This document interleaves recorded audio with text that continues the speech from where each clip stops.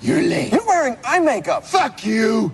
I didn't just inherit my abilities from a different fucking atmosphere. This air makes me strong. You fucking nerd with your nerd hair. Batman, Superman, I saw the bat signal. What's going on? Commissioner Gordon, Batman and I were discussing a partnership. Wait, but why? That's what I said. Yeah, that seems completely unnecessary. Right? I've been dealing with you lunatics for about a decade, and this is, I can't believe. And now I got to interrupt shit again. Apocalypse always says, now I don't even know if it's the real Apocalypse, but here's the thing. Barco. Apocalypse says he must take responsibility for the Barco name, whether it's socks or not. I'll tell you guys something, and I swear to God, it's unusual on this platform. Colin, if you're listening, unusual to not create sock accounts, fake accounts.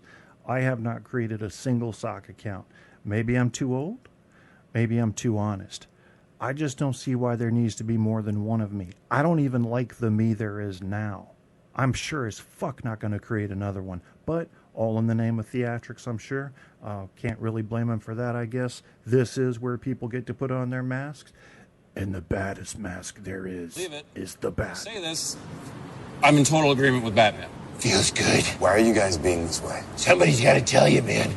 You're boring. Pretty lame. Even your alter ego. I mean, I picked like 1970s Hugh Hefner. You picked like one of the Newsies. Yeah, what is it? I didn't base my alter ego off of the musical Newsies. Which Newsie did you base Clark Kent off of? Was it crutchy? I'm not crutchy. Getting a strong feeling that it was crutchy. I'm not crutchy. And I prefer if we didn't discuss my alter ego around the commissioner. Take it easy, Crutchy. I know that you're Clark Kent. What? Newsflash. It takes a little more than wearing a hat and or glasses to fool people. Really? Check this out. Watch. Uh-oh. I'm someone else. Are you fooled? I'm not Commissioner Gordon. He's gone. Who are you? Where's Commissioner Gordon? Oh, you're back. Commissioner, there was someone else. Superman, you saw him. There was another man. Okay. He's hiding in the shadows. The man's gone. You know what? Screw you guys. Just forget it. You know, all this lameness might be one of the reasons why you've never been able to seal the deal with Lois Lane.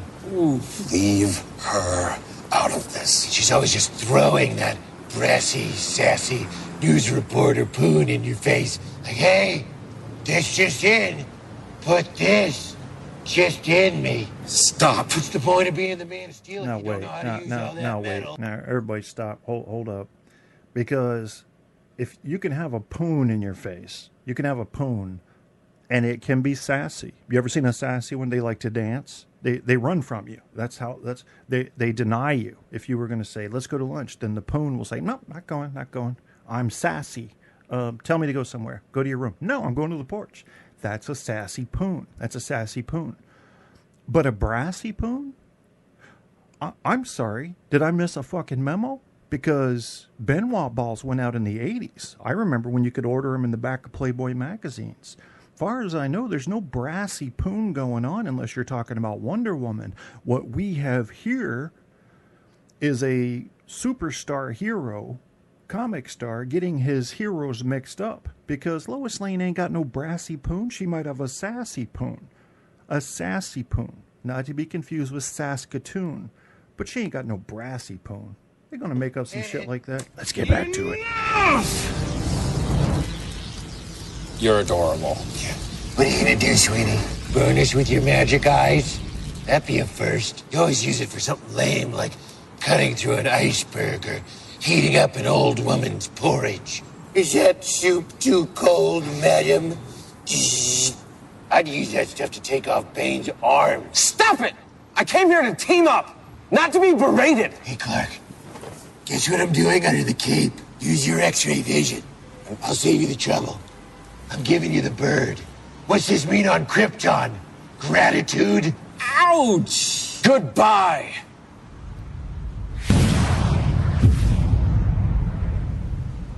What a dick.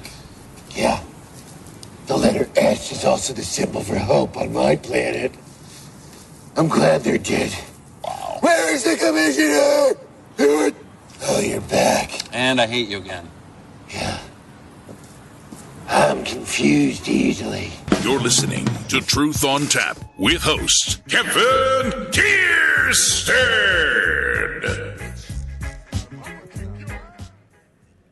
Yeah, I need to thank Colin for that video and that clip, because I was a person who had not been exposed to funny Batman, and I wasn't big into comic book heroes. I guess, what do you call them? Superheroes? Super villain? Super duper? Super douche? We have a couple other things now. This is the way I like to jump around, because I don't want you getting a one-track mind. That's not good for you. That doesn't exercise your mind the way I like to exercise your mind, people that bother to listen to this show, you know. And what we have here are two very short clips. One is going to be top vice presidential debate moments. It's literally only like a minute, 15 seconds long. Then I'm going to have a little treat for you from Sarah Palin, and then a quick little treat from Matt Damon, because this is really going to get everybody talking, or at least everybody farting or fapping. It depends on your preference. Sarah, you know, if she would shut up, you know what I'm thinking. Come on, don't make me say it. If she would just stay quiet, what would you like to do? That's right. Now you're getting it. Let me help you with the difference, Ms. Ferraro, between Iran and the embassy in Lebanon. Let me just say, first of all, that I almost resent Vice President Bush, your patronizing attitude that you have to teach me about foreign policy. I have as much experience in the Congress as Jack Kennedy did when he sought the presidency. I served with Jack Kennedy. I knew Jack Kennedy. Senator, you're no Jack Kennedy. Who am I? Why am I here? Admiral Stockdale, it's your turn to go. You know, I didn't have my hearing aid turned on. Tell me again. I'd like to start by offering you a deal, Jack. If you won't use any football stories, I won't tell any of my warm and humorous stories about chlorofluorocarbon abatement. Nice to meet you.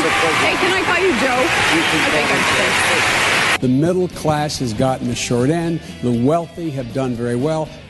Say it ain't so, Joe. There you'll go again, pointing backwards again, though. You prefaced your whole comment with the Bush administration. Now, doggone it. Horror.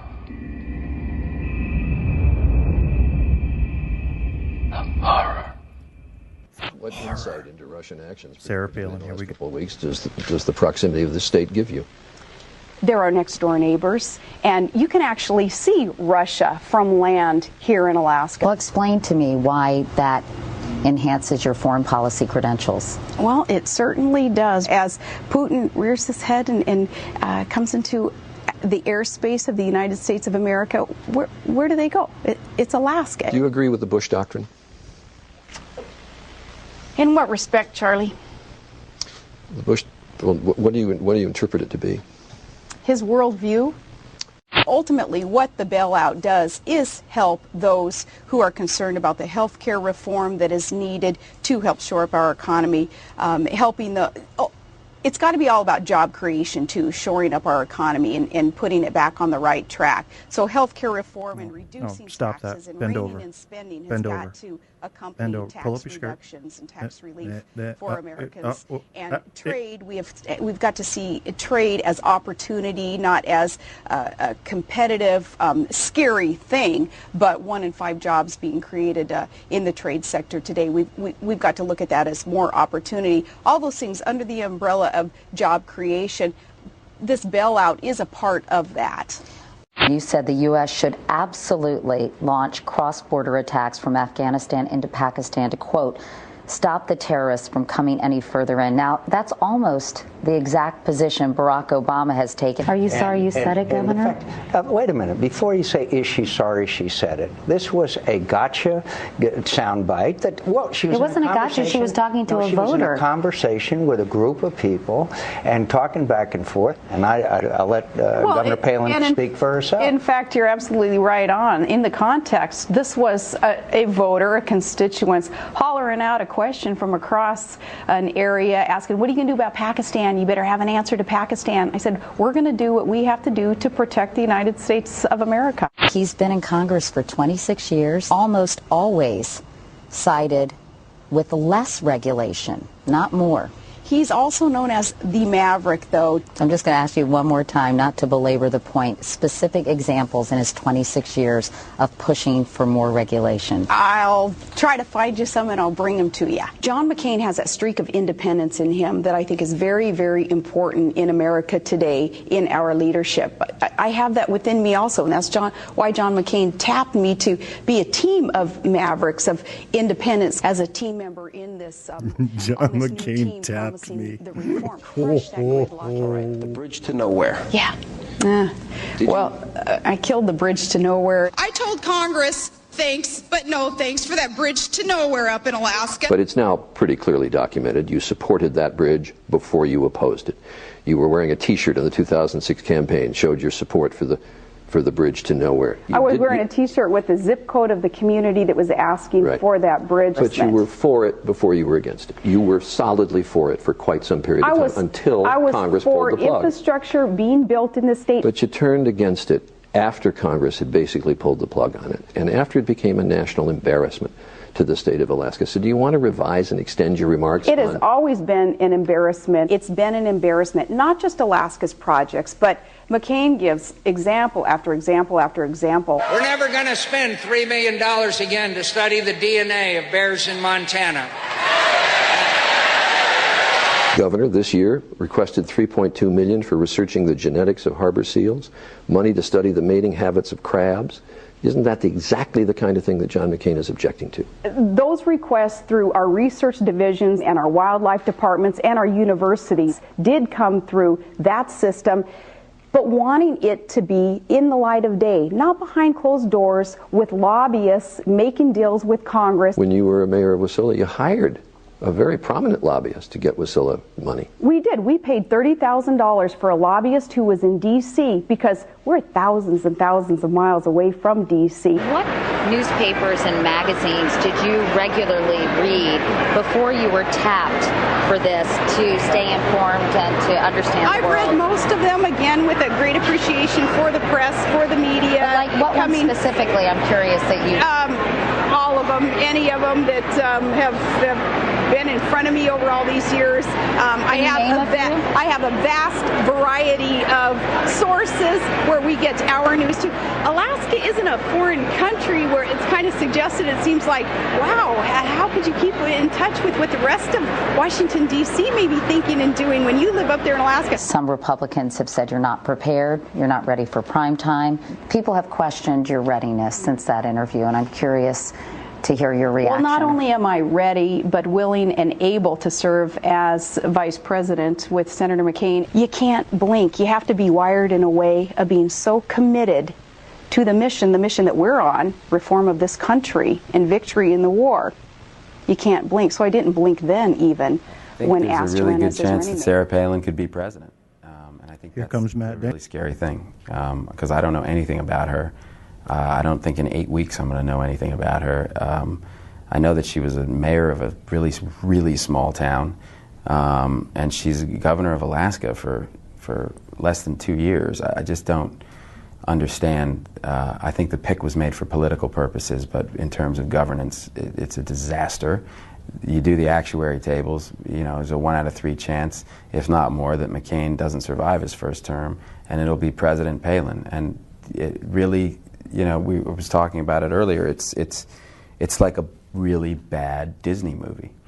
The hockey mom. I'm just a hockey mom from Alaska, and she's the president, and it's like she's facing down Vladimir Putin, and using the folksy stuff she learned at the hockey rink. It's absurd. It's totally absurd, and I don't understand why more people aren't talking about how absurd it is. It's a really terrifying possibility. The fact that we've gotten this far and we're that close to this being a reality is crazy. Crazy. Did she really? I need to know if she really thinks dinosaurs were here 4,000 years ago. That's an important... I want to know that. I really do. Because she's going to have the nuclear codes. I want to know if she thinks dinosaurs were here 4,000 years ago, or if she banned books or tried to ban books. Yeah. And Matt Damon is probably one of my favorite stars. One thing I don't like is when people try to sound smarter than they are. Just sound your intelligence. And if you look at Matt Damon get into the educational debate and he starts talking about the patriarchal society structure and everything, sounds like he's